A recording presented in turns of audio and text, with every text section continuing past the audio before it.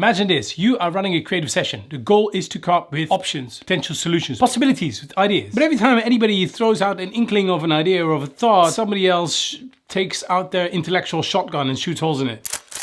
Here we go. Because there is a time and a place for both. There's a time for critical thinking, there's time for creative thinking. You just can't do them at the same time. They're like oil and water, they do not mix.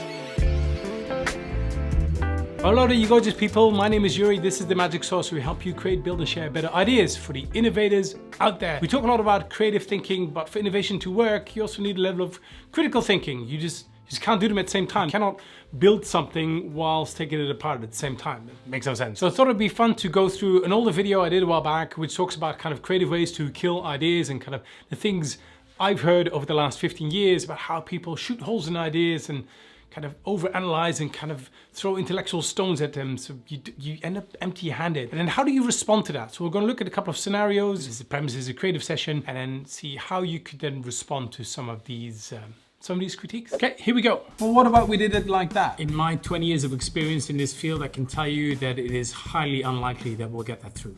Okay, well, what about this then? And maybe where you're from this works, but around here won't work.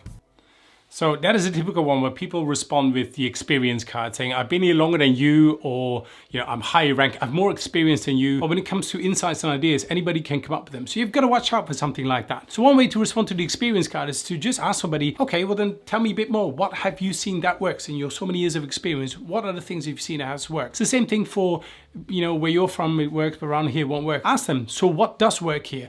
What can we use as a bit of a springboard to then create new and different solutions from? So acknowledging their expertise or acknowledging the restrictions that they have, but rather you flip that around and kind of say, okay, I understand the restrictions there, help me help you kind of thing, something like that. Anyway, next one.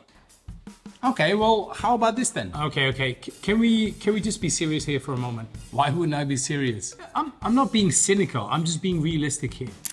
So that is a very typical one, being realistic, which by the way is basically the same as being cynical. It doesn't necessarily come from a bad place, as in somebody probably doesn't have any malice intent when they say that, but it usually comes from a point of fear. They may have been burned before, they may have tried something before, and they're a bit more, we tried that before, it didn't work then, so it's not going to work now. And then we disguise that on the whole I'm being realistic thing. So one way to respond to this one, this whole, can we just be serious here for a second, I'm just being realistic, to go, okay, cool, what do you have in mind? Put that back with them. If they go, well, I have a more realistic, maybe they have a more realistic approach to things, hear them out.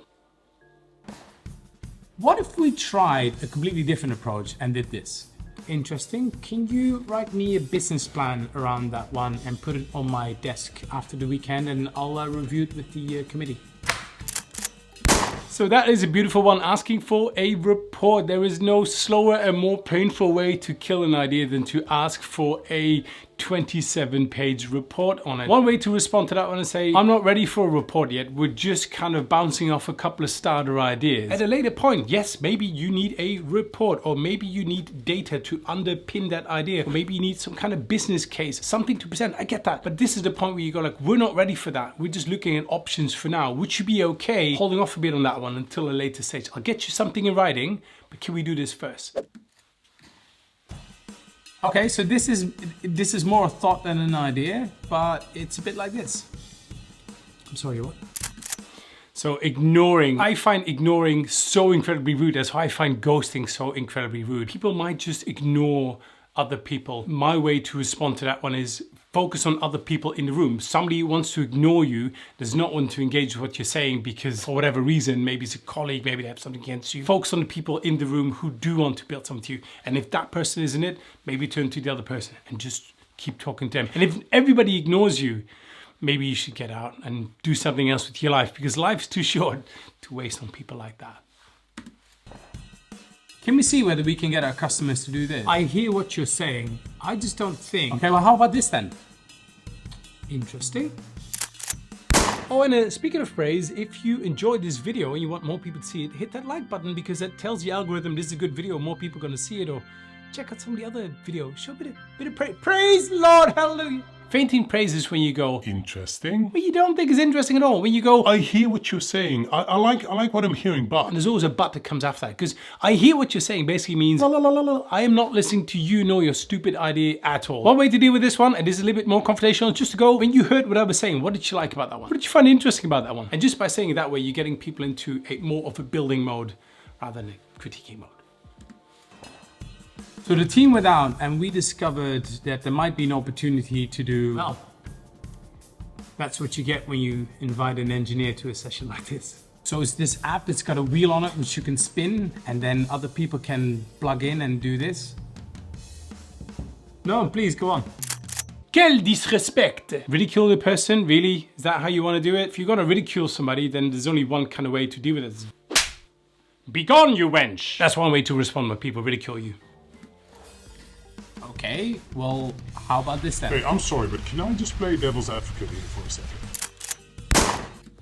Playing devil's advocate. I had a colleague in the past who would do this all the time. Anything you would put out there, she'd go, Can I just be devil's advocate here for a second? and it gave her this blank check to just absolutely crap on whatever we were talking about. And again, there's a time to look at these things with a critical pair of eyes, critical pairs of eyes, and find out what's not working about us. And playing devil's advocate and say, okay, well, what if this didn't work? Or what if it's completely bombed? Or what if consumers didn't like this? Valid points, valid points. But this is all about, you're in a creative session, it's time to build. And like I said, you can't build and kind of... So one way to deal with that one, when somebody says, can I just play devil's advocate here for a second? You just go, no, not yet. We're still building on ideas. We've got another half hour to go. Would it be okay with you if we just, for the next 30 minutes, we just keep going, and after that we get back to your devil's advocate kind of role play thing, as long as you had little horns.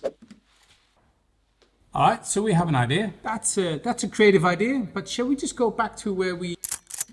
This happens a lot. If you already have an agenda, by the way, if you already have the solutions, you don't really want to invite other people, listen to ideas, then don't. The next time you want them to like build on stuff and share their ideas, they won't, because they know you're not gonna listen to what they're saying anyway. So one way to deal with this one in particular is basically when somebody says, look, I like what I'm hearing over here, but let's go back to my idea. If their idea is so important, maybe they're the highest paid officer in the room. If you're facilitating, you go, great, okay, thanks for that. Is this enough, or do we need more than that? Most likely they'll go, yeah, we need more than that, and then you build on the other one. If it just takes like a minute, you kind of go, cool, tell me more about your idea. To keep doing that, however, yeah, just be gone, you wench. Okay, well, have you tried this then? Right, so how exactly are we going to fund this? Okay, imagine that we re-engineered it and we give this a go. And how long do you think this will take to get to market? This one is a little bit more out there, but hear me out. Here's the idea. That is officially the dumbest idea I've ever heard. Get out. Nailed it. Overanalyzing it is a little bit to what I said before. It's where people get into like too many details very early on. An idea is like this little seed. Imagine you got two little flower pots, two little seeds. One of them is going to be beautiful flower, the other one's going to be weeds, and you don't want to have the weeds, you want to throw out the weeds, you want to keep the flower. But they look the same in the flower pot. How do you know which one to kill? Well, you don't. You need to let them grow a bit, and once they get a bit bigger, you nourish them, give them some water and some sunlight. And only then can you see which one works. It's kind of the same with ideas. So getting very like hypercritical very early on is a very easy way to kill an idea. Well, I assume you have some kind of parameters. Maybe it shouldn't cost more than this, or it's something that we can implement, or it's technically possible. You can just say, look, we'll get to that level later on. For now, we're just looking at options. There's still seeds. We don't know which one is which yet. But of course, once you have a couple of ideas, it's important to put some critical eyes on it. If you want some simple tools on how you can critique ideas and make them more robust, kind of play around with them to make sure that they're nice and strong, click on this video over here, which will give you a couple of simple ways to kind of do that with a group and unpack these ideas to make sure that you come out with some solutions that work, that are strong, that can stand on their own 2 or 4 or more legs.